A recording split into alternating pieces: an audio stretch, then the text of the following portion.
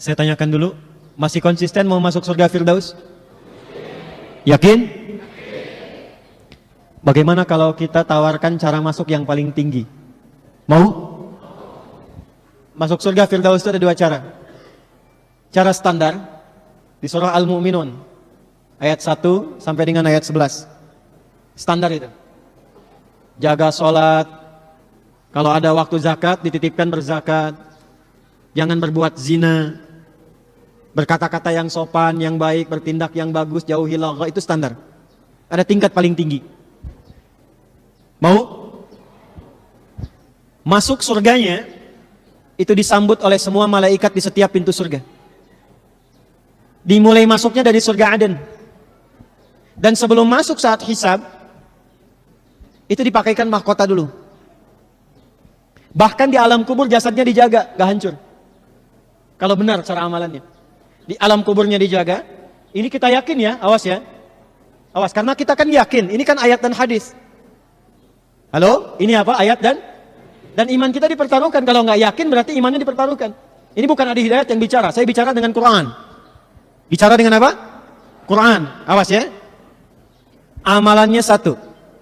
Terjaga di dunia, terhormat di alam kubur, dimuliakan ketika kembali kepada Allah. Cara kembalinya diberikan mahkota, lalu diminta oleh Allah, hei gandeng bapak ibumu, ajak pasanganmu, panggil keluarga besarmu.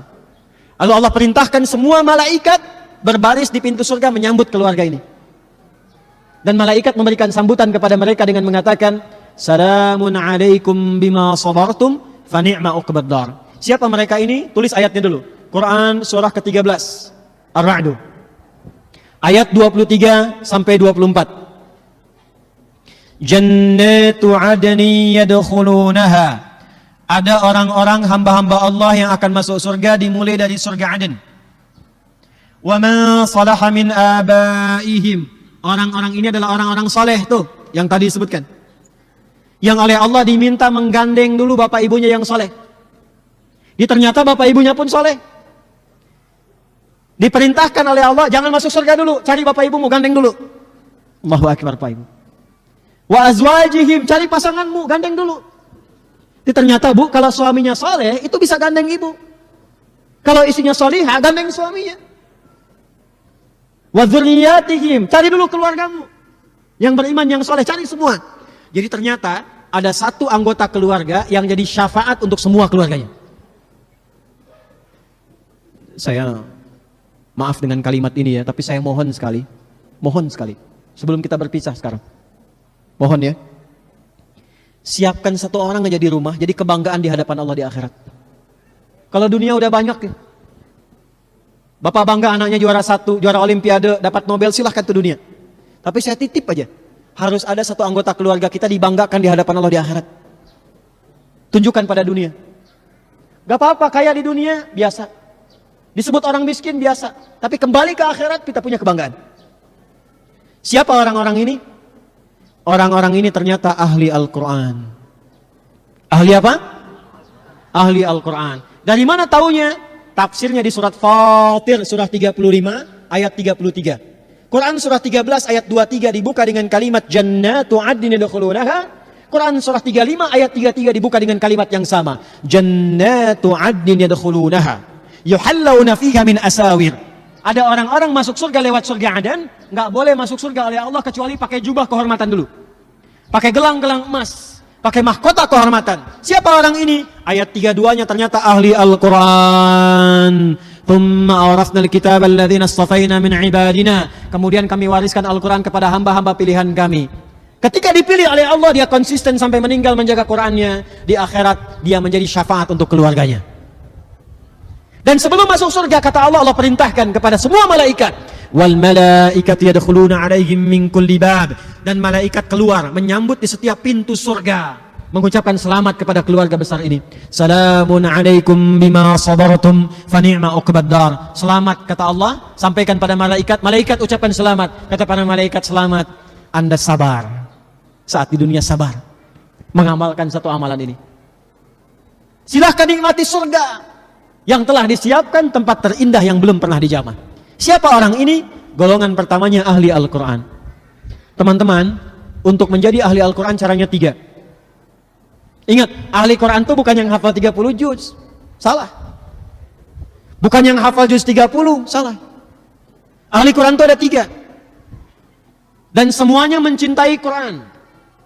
Semuanya mencintai apa? Quran. Satu, ahli Quran itu ada yang senang ngaji, belajar dan membaca Quran. Tapi dasarnya cinta Quran. Saya pengen pulang sebagai ahli Quran, saya belum bisa ngaji, datang ke Pusdai, masuk kelas belajar Quran, konsisten sampai meninggal, ahli Quran. Ustazah yang sekarang viral meninggal itu kan, coba lihat buku yang sedang dibaca. Lihat bukunya, doanya apa? Doa khutbul Quran. Itu sedang dengan pengajian ibu-ibu, Bu. Itu pengajian ibu-ibu itu, sedang baca Quran. Sedang khataman doa khutbul Quran itu. Saya bermohon mudah-mudahan itu yang wafat yang paling termulia itu untuk beliau insyaallah. Husnul khatim. Di Bikers nih, kalau saran saya, ya, sekarang siapkan. Ngaji, sepekan ngaji. Datang, belajar gak apa-apa, jangan malu. Untuk kebaikan itu jangan malu. Malu itu kalau maksiat, sombong malu. Ria malu. Jumawa itu malu. Diajak korupsi malu. Diajak ngaji jangan malu. Gak apa-apa sekelas sama anak TK, sama anak SD, gak apa-apa. Pulang-pulang ngajak naik motor kan. Sambil ngaji, sambil hafalan. Ada viral kisah. Tahu Muaz? Muaz itu di Mesir. Bapaknya biker. Cuman motornya gak sebagus Anda itu. Motor biasa. Apa bahasa Rusianya tuh? Butut ya? Itu. Ya, orang menyebutnya motor butut. Tapi apa? Dia jadikan itu sebagai kendaraan surga. Ratu jannah. Anaknya pengen minta menghafal Quran. Matanya buta, kata orang.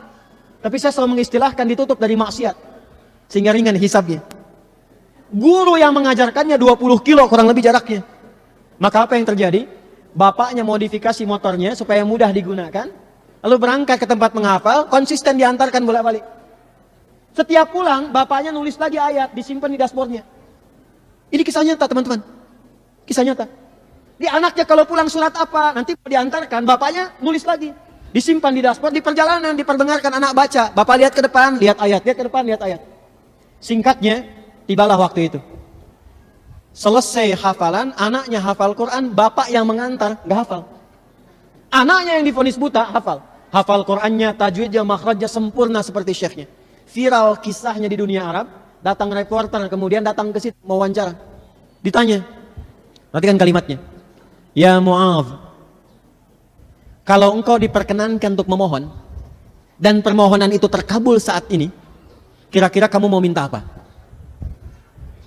Kalau saya diminta bermohon, dan permohonan itu akan dikabulkan, perhatikan, maka saya akan memohon kepada Allah saat saya akan menghadap sendirian di hadapan Allah. Enggak ada ayah lagi yang mengantar, enggak ada guru saya yang melindungi, hanya saya dengan Allah mempertanggungjawabkan semua perilaku saya saat hidup di dunia. Maka saya akan berkata, ya Rabb, ya Allah, saya telah berusaha menghafal Quran ini dalam keadaan mata saya buta sampai saya menghadapmu saat ini. Kalaupun saya memiliki banyak dosa sampai dengan hari ini, mohon ya Allah, dengan Quran yang telah saya hafalkan ini, ringankan siksa saya di neraka kalaupun saya harus mendapatinya.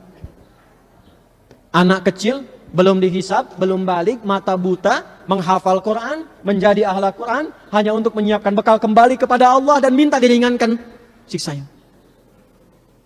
Siapa kita? Antum yang motornya saya lihat bagus-bagus tuh. Luar biasa, bangga. Jaketnya, pakaiannya, macam-macamnya. Itu dunia, teman. Anda kalau pulang dari sini wafat, apa yang Anda bawa menghadap Allah Subhanahu wa ta'ala?